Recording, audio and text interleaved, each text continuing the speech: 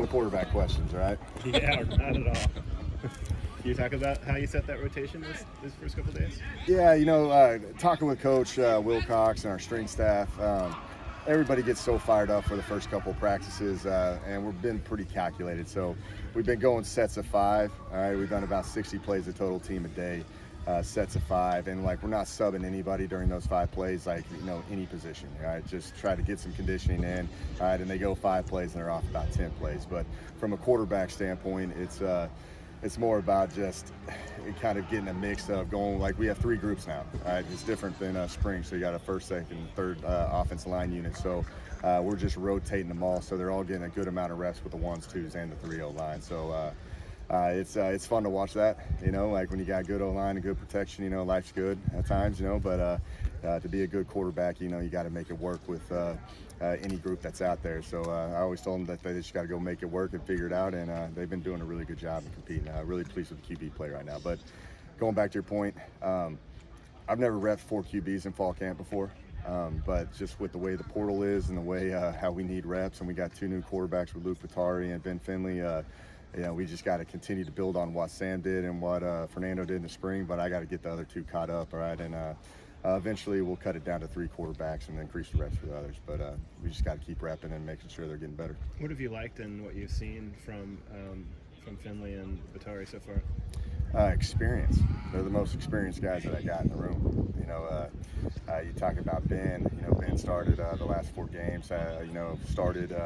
Beat North Carolina double overtime. Played in bowl games. A very experienced QB. He comes from a family. His brother played in the NFL. He knows how it is. He's been at a university. He's got a graduate degree from North Carolina State, so he's been around for a little bit, and so he brings a lot of. He's very comfortable when he's out there. Right? And then you go to Luke.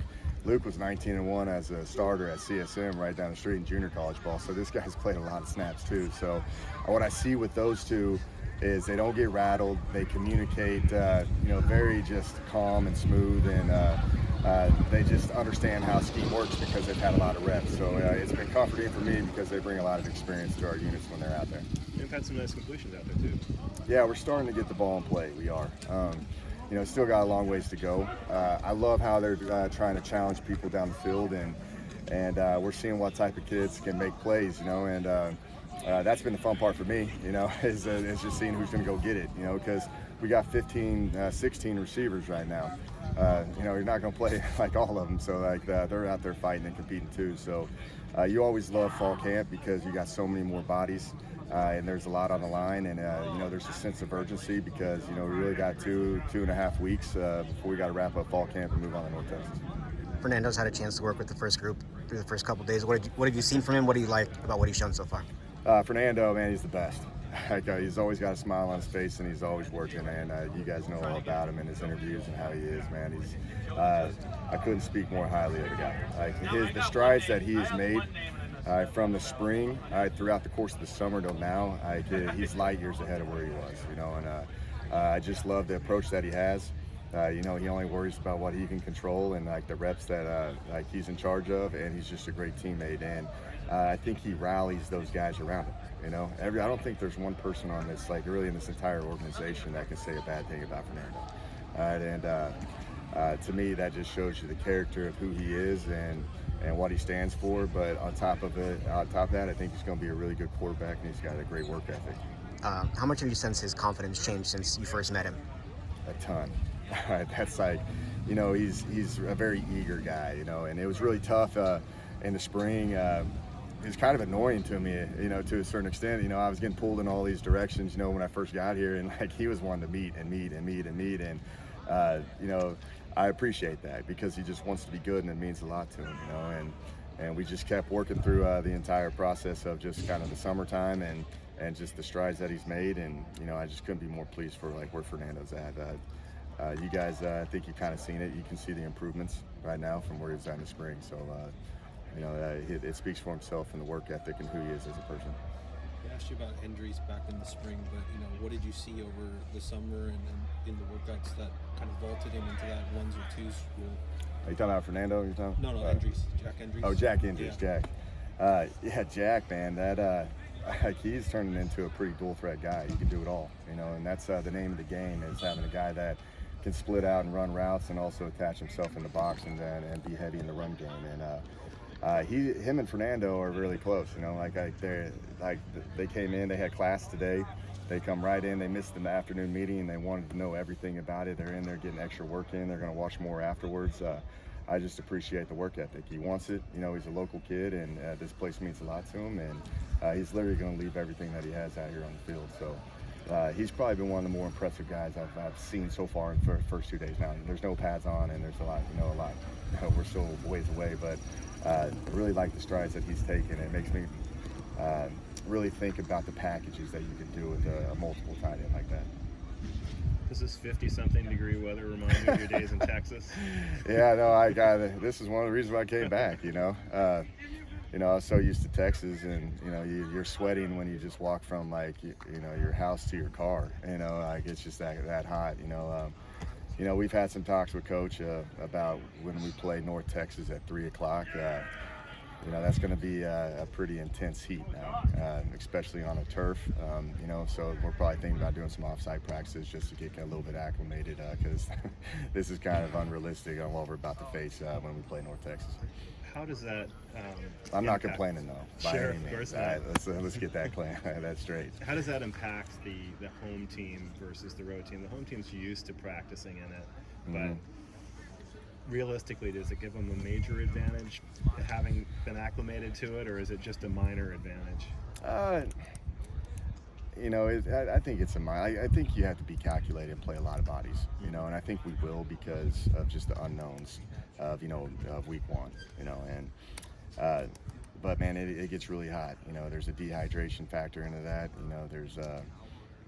They've got to drink a lot of waters. There's got to be, in case of emergency of cramping, there's got to be IVs, and that's a very common thing in Texas, because the fluid that you're going to lose, they're going to lose a lot of they're going to sweat a lot in warm-ups, so you got to tell them hey, you got to be efficient in what you do. You can't be out there for an hour before the game because you're going to lose a lot of weight, and be smart with what you do. So Coach has already started that. He's talked about the hydration factor of things and how important it is. But they're we're going to fly out 48 hours in advance, and they're going to get acclimated to it. You got some experienced new bodies on the offensive line with Miller and with Tyne and with Wyckoff. And is there talk with you and Mike about how you potentially give those guys a shot to earn time with the ones if that comes? Oh yeah, Blesh has done a great job. He's always going to try to put that group with the best 5 out there. He's going to put them in the best position, and right now he's rotating a lot of different scenarios, I guess you could say. You've got Wyckoff going, center and guard and tackle, and Barrett Miller he's played a lot of ball too. So he brings a lot of experience. Those guys started games before and played games, so they're used to it already where they can move around. But I think Blesh has done a really good job at just that contingency plan. That's the hardest thing with O-line play. Is if one goes down, how do you who's the next best in, and are you going to be strong? If that's strong enough to continue to move the ball efficiently, and that's why O-line coaches are so important, and that's why it's important to have Blesh here at Cal. You've got a lot of viable receivers. Do you have any ideal number you'd like to play in any given game? Yeah, with the tight end aspect too, that kind of changes it. So I'm looking for 8 solid guys. If you end up with injuries and you need to get more, I played 10 when I was here in 2016. But you want 8 solid guys, and then it's based off the personnel you got. And I think we got a lot of quality tight ends, so that number of receivers is going to be down a little bit. That's why the competition's turned up right now. What's going into the evaluations for the backup running back spot and some of those spots on that depth chart behind Jaden? Yeah, it's Jaden's proven himself here.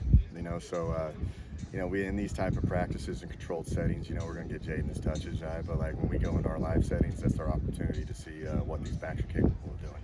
And Jaden, you guys know, we all know what he can do. So let's see what these other guys can go. And AT does a really good job of rotating them through, and I try to make sure in certain scenarios that we're going to run the ball, and just see what they're capable of doing. But then I'm also going to see how they are as a pass blocker and a route runner, and so it's kind of themes I do each day with running backs. So I'm going to get this guy a little bit more touches in run game, this guy a little bit more pass game, and AT, he's been doing it for years, and he knows what he's doing. So Byron looked like a very nice compliment to Jaden early in the spring. Have you found anybody like that? Are you looking for anybody like that that can complement what he brings to the game?